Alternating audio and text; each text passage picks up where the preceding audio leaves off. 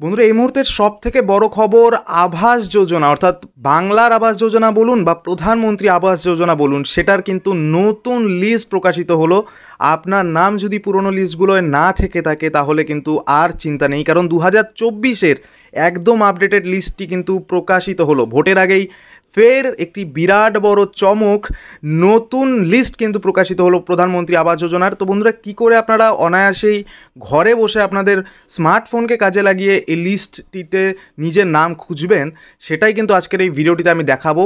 তো সবার আগে আপনারা চলে আসুন প্লে স্টোরে এবং প্লে স্টোরে এসে সার্চ করুন, সার্চ বারে গিয়ে PM আবাস লিখবেন জাস্ট, এবং তারপরেই দেখুন দ্বিতীয় নম্বরে একটি সাজেশন চলে এসেছে, প্রধানমন্ত্রী আবাস যোজনা 2024-25-এর নিউ লিস্ট।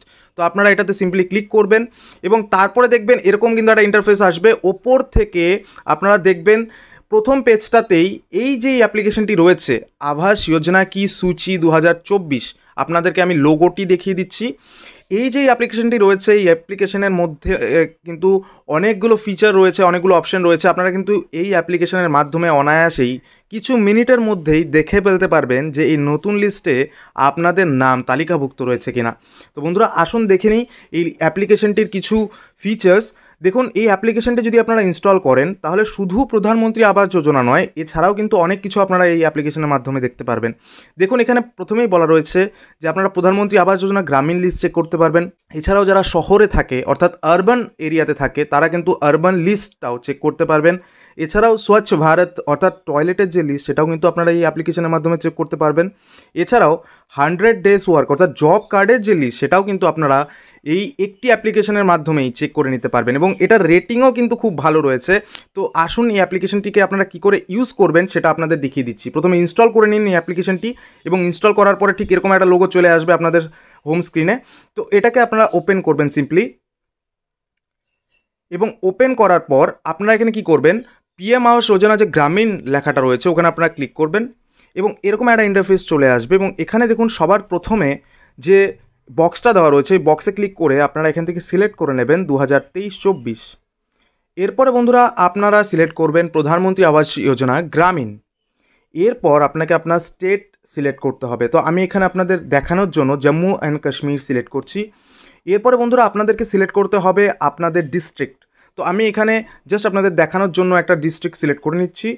এরপর বন্ধুরা আপনারা এখান থেকে সিলেক্ট করবেন যে ব্লক রয়েছে, যে ব্লকে আপনারা থাকেন সেই ব্লকটা আপনারা সিলেক্ট করে নেবেন। তো আমি এখানে একটা র্যান্ডম একটা ব্লক সিলেক্ট করে নিচ্ছি। এরপর আপনারা যে গ্রাম পঞ্চায়েতে থাকেন সেই গ্রাম পঞ্চায়েত কিন্তু এখান থেকে সিলেক্ট করবেন এবং তারপর এখানে সাবমিট বাটনে ক্লিক করবেন।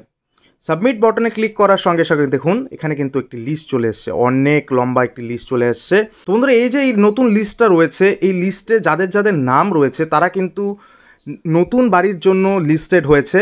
এবং এখানে কিন্তু দেখুন আপনারা দেখতে পারবেন এখানে তাদের স্যাংশন নাম্বার দেওয়া রয়েছে, স্যাংশন অ্যামাউন্ট দেওয়া রয়েছে এবং কয়েকজন কিন্তু ইনস্টলমেন্ট অলরেডি পেয়েওছেন। তো দেখতেই পাচ্ছেন এখানে কটা ইনস্টলমেন্টে তাদের টাকা দেওয়া হয়েছে এবং কিছু কিছু লোকের কিন্তু ঘর কমপ্লিটও হয়ে গেছে এরই মধ্যে।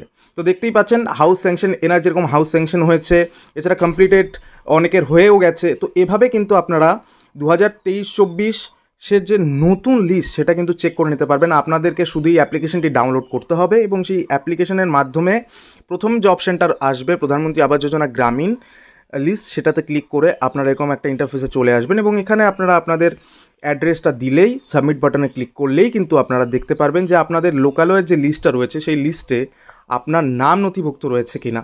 এবং সেই লিস্টে যদি আপনাদের নাম নথিভুক্ত হয়ে যায় তাহলে আর কিছুদিনের মধ্যেই কিন্তু আপনারা ফার্স্ট ইনস্টলমেন্টের টাকাও পেয়ে যাবেন। তো বন্ধুরা, আশা রাখবো যে এই ভিডিওটি আপনাদের ইনফরমেটিভ বলে মনে হয়েছে। যদি মনে হয়ে থাকে তাহলে অবশ্যই লাইক করবেন, চ্যানেলটিকে সাবস্ক্রাইব করবেন এবং এই ভিডিওটিকে শেয়ার করতে একদমই ভুলবেন না। ভিডিওটি দেখার জন্য আপনাদের সকলকে অসংখ্য ধন্যবাদ।